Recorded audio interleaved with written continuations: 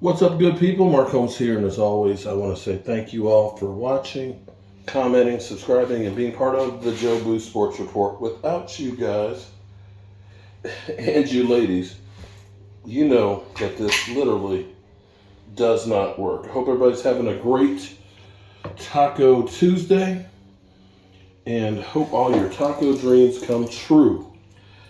I am doing some work here down the country. Trying to get this unit together for the tenants to be able to move in soon. And this is kind of cool because this house was built in 1903. It was a farmhouse.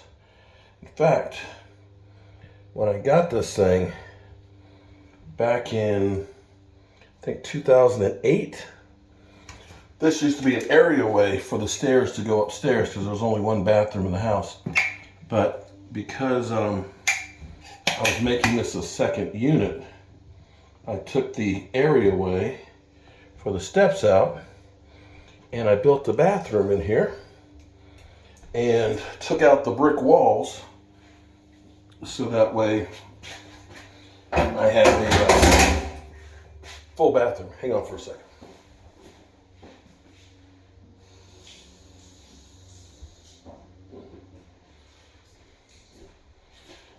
What used to be a dungeon, so to speak, we ended up turning into actually a nice little space here. So, interesting take here. And this is not the kind of shit that you want to hear. See, look, brand new sink. Look at that. Bam! Caulking it in. This is not the kind of stuff you want to hear about Kellen Moore and the offense. And see, I've said this before. When you had Jason Garrett's offense and Scott Linehan's, that everything is predictable. Teams always knew what we were going to do. We never got an advantage in play calling. It was basically man on man, let's see if we can beat them or if they can stop us. And it was never any trickery about it, although we do have some trickery, but it's dumbass trickery. Here it is, let's do a wildcat or let's do a double reverse here. And, lose 8 yards and stuff. So Devin White of Tampa Bay basically said this. It was great to have film on them because we knew what they were going to do. We looked at the film from last year and we just followed it.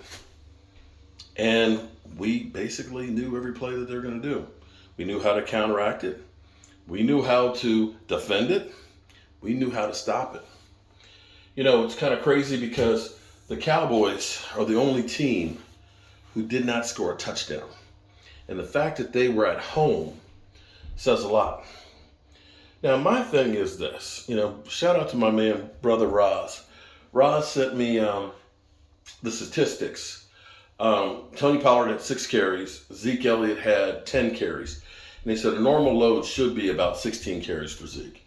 Had we done 6 more carries for Zeke, hypothetically, then we should have probably had, at the rate he was going, about another 34 yards of rushing, which would have put Zeke Elliott at about 85 yards rushing, which is pretty good on 16 carries. I'm one of those guys that believe if a guy's got the hot hand, you just got to roll with it. Because there's going to be games where, sometimes the guy's feeling it and he's just got it. And it seemed like that was a game that Zeke early on had it. And this whole thing of we got Zeke for a set and then we got Tony Pollard for a set. I don't understand that one. I think about what the Washington Commanders, I'm going to put you guys down here. I got work to do. I want to get this finished so I can go back and get me some tacos. The Washington Commanders, back when they used to be the Washington Redskins, when they had John Riggins and Joe Washington. And I know what's going to happen. Some of you jackasses out there are going to say, see, I told you he's not really a Cowboy fan. He's really a Washington fan in disguise. Screw you. I can recognize greatness on other teams and other players, okay? And can use that for an example. And what I really have to say to you guys is, get a fucking life. Seriously. this hate of Mark Holmes and living with your anger about Mark Holmes is kind of sad, to be honest with you.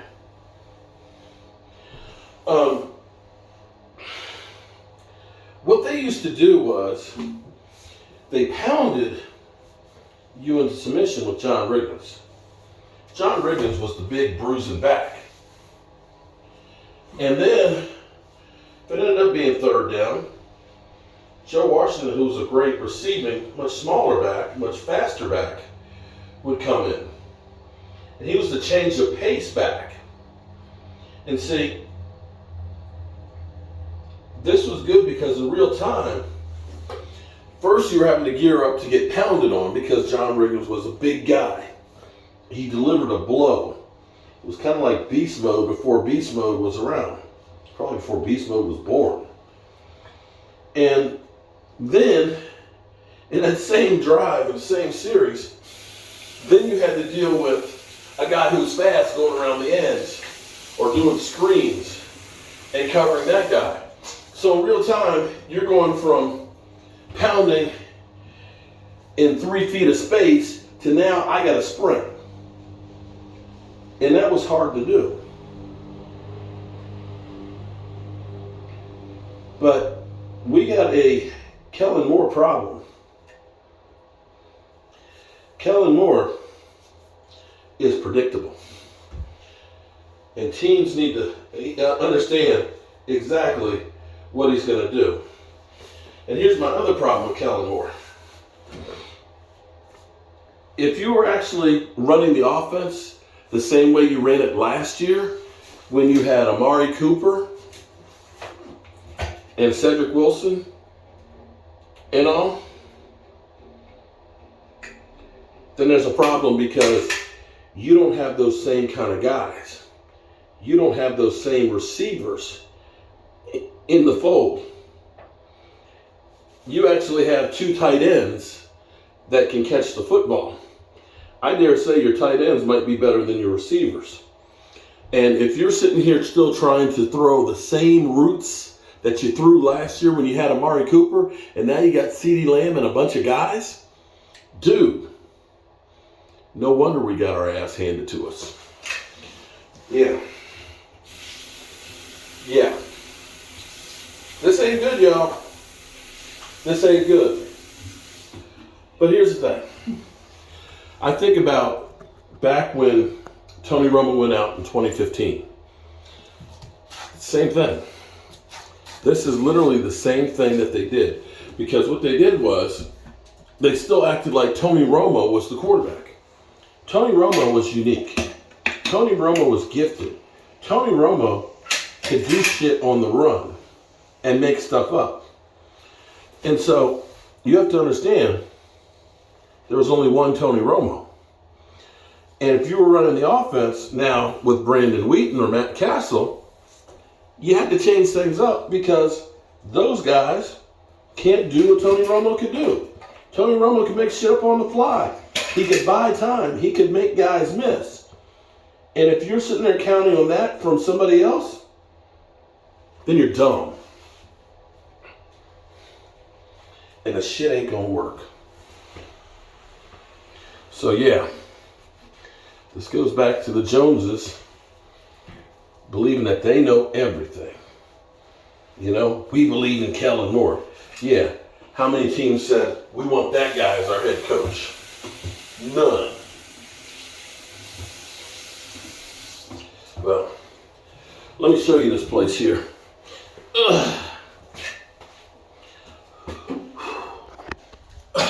So, this is the bathroom, okay? The bathtub actually goes around the corner here because it needed to be handicap accessible for the old lady that used to live in here. Got our nice brand new vanity here. Boom. Okay. Medicine cabinet, nice new light fixtures. Our exhaust fan, right? It's not a big bathroom, but see, there's a lot of space to be able to turn around here. You can close the door and boom. It's okay. It's okay. This is a small apartment. Over here, nice size refrigerator, washer and dryer, stackable, can go over there. Nice new microwave. Look at that. How's it? Oh, there you go. Push that open. Boom. Microwave, stove. Look at that. That's good. That's good. Actually, believe it or not, save money by going to good used appliances. Boom. $400. $400 on that. The microwave's new. Okay, so the kitchen, I built these cabinets in 2008. Still holding up pretty good. Small living room, okay, but it's a walkout. Nice thing about this is the way I built this bar is you can put bar stools here. So this becomes your kitchen table. Big screen TV can go on that wall. Couch can go over here. And then you have 2 bedrooms. The bedrooms are actually pretty good size. Ceiling fan, 14 by 12. Nice size closet. And 11 by 12. Another nice size closet. And lots of lighting, because this is actually a basement. Believe it or not, this is a basement. So you've got that. Now here's what's cool.